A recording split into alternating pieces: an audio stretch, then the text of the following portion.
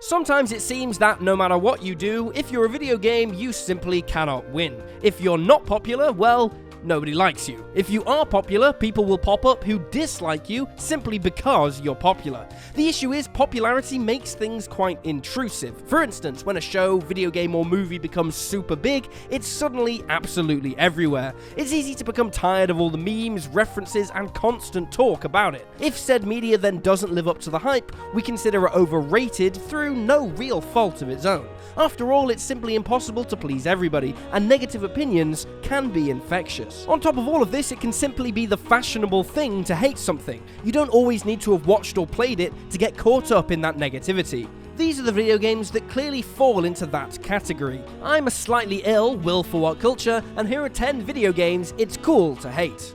10. Resident Evil 5. As Resident Evil fans will know, the fourth installment of the main series marked a real paradigm shift for the franchise. Slow, traditional survival horror was out, and visceral third-person shooter-style survival horror was in. In 2009, Resident Evil 5 arrived, and it isn't remembered as the masterpiece that Resident Evil 4 was. On the contrary, it's often seen as a silly affair that took those new shooter sensibilities a little too far. Much of this is with hindsight firmly in mind though. At the time, Resi 5 was regarded quite favourably by critics as a high-octane, tense and visually impressive action title. A good Resident Evil game? Well, that's debatable, but a solid, enjoyable shooter that deserves better? Yeah, I'd say so. 9. Death Stranding.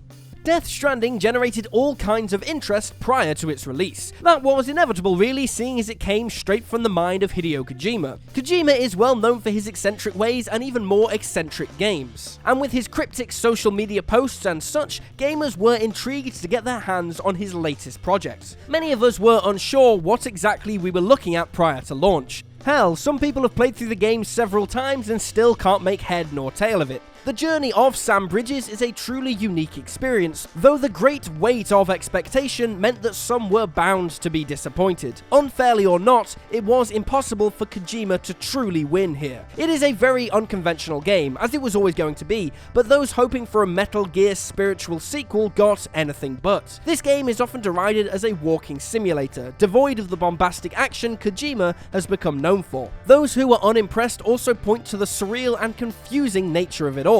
A pretentious leaning that makes things seem far more arty and sophisticated than they really turned out to be. 8. Final Fantasy VII. Of course, Final Fantasy VII is a game that needs no introduction. It was the title that really sold the JRPG to the Western audiences, and many gamers of a certain age cite it as their very first RPG. You only have to look at the reaction to the remake's reveal and the excitement surrounding it to see what a monumental deal Final Fantasy VII was and remains. However, they say every action has an equal and opposite reaction, and in this case, every gushing fan is balanced out by someone else just itching to tell you how overrated the title actually is. And sure, 7 is not the best Final Fantasy game, that honour goes to Final Fantasy IX, but 7 is the most famous and that can get on people's nerves, leading to a very loud and potent backlash online. Is Sephiroth really one of the most badass villains of all time, or simply a whiny mama's boy? Is the plot really a gripping and emotional tale, or a hard to follow and oddly paced slice of bizarre melodrama? That's entirely for the individual to decide. As long as you form your own opinion and aren't simply buoyed along by the blind fandom or hatred for the iconic title, that's what's really important.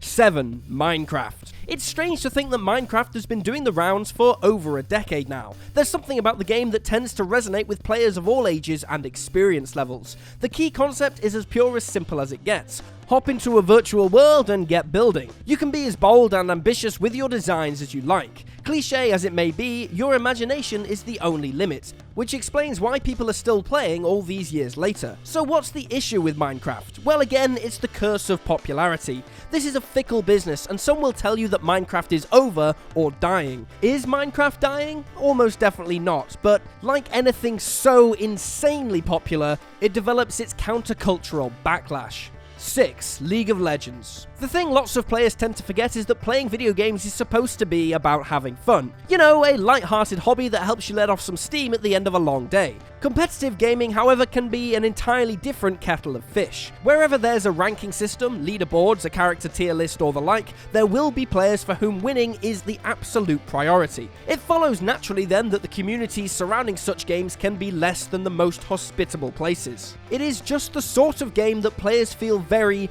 very passionately about, for better and sadly for often worse. This can be unfair to the game, as those who've never played it and only witnessed the toxicity firsthand can have their opinions coloured by the negativity. 5. Pokémon Go.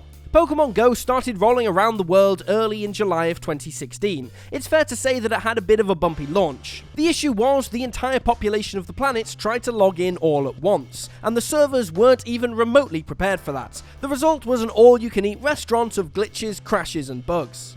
Technical snafus aside, the simple fact that there wasn't a whole lot to do in this much anticipated mobile title at first. With a questionable Pokemon tracking system and no basic abilities to trade or battle with other players, Go lost its luster very quickly. However, these features have now been added, as have many others, and it's a much more engaging experience than it used to be. Nevertheless, the mismanagement of the game at first led to it being regarded as a bit of a meme by some, and nothing more. 4. Call of Duty. Doom was the franchise that really introduced the world to the potential of first-person shooters, but Call of Duty has really come to define them. Activision's mega-hit series has become a serious clout in the industry. Commercials for the games have included all manner of celebrities, there are movies in the works, there's just no stopping Call of Duty. This does not mean that it's universally popular, however. That's simply impossible for a start, and the franchise attracts its fair share of hatred too. The way some gamers tell it, Call of Duty is the scourge of the industry, with cheap cliches like foul-mouthed preteens rapping down the mic abound. Series like FIFA attract a lot of snarky comments about their failure to innovate, their tendency to release the same game over and over every year, and Call of Duty is another target of this sort of criticism. 3. Five Nights at Freddy's. Five Nights at Freddy's started out as a simple game developed with ClickTeam Fusion 2.5, eventually becoming a global media empire of its very own. Yes, it was the pop culture sensation of the mid-2010s. At the same time though, it's one of those series that you either get or you don't. While the games themselves are quite simplistic, there's a wealth of intriguing and mysterious lore available for those who want to delve deeper into this sinister world. It's much more than the sum of its horrifying animatronic parts. Sadly, thanks to some streamers on YouTube who gibber like startled orangutans at every appearance of the animatronics, many gamers decide that that's all there is to Five Nights at Freddy's. Boring, cheap jump scares. Couple that with the COD problem of a bunch of repetitive sequels, and you can see why Five Nights at Freddy's burnout may have seeped in, whether the negativity was deserved or not. 2. No Man's Sky.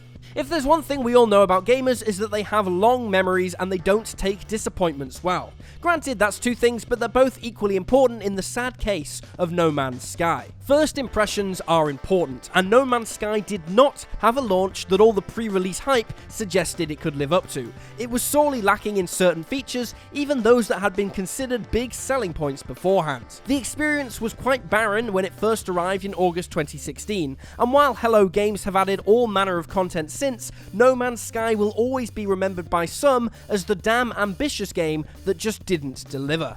1. Fortnite. So let's close off with one of the biggest names in recent gaming memory, Fortnite. When this title first landed in July of 2017, it would have been tough to predict what a phenomenon it would become. The gaming landscape would never be the same again. When titles become pop culture events in their own right, they change the entire gaming landscape around themselves. Fortnite didn't revolve around the Battle Royale concept when it first arrived, but that's become its legacy, as the face that launched 1,000 free-for-all deathmatch games. This was where part of the Fortnite hatred arises from. It wasn't particularly creative and it wasn't the first, but it's now become the yardstick by which all battle royales are measured. On top of this, the game is far from the most consumer-friendly as well, with its much criticised loot boxes and heavy pushes to make in-game purchases for ultimately pointless cosmetics. Battle passes, the constant drip-feeding of achievements and XP, the addictive nature of playing and trying to emulate popular streamers, these are some of the most criticised elements of the industry today,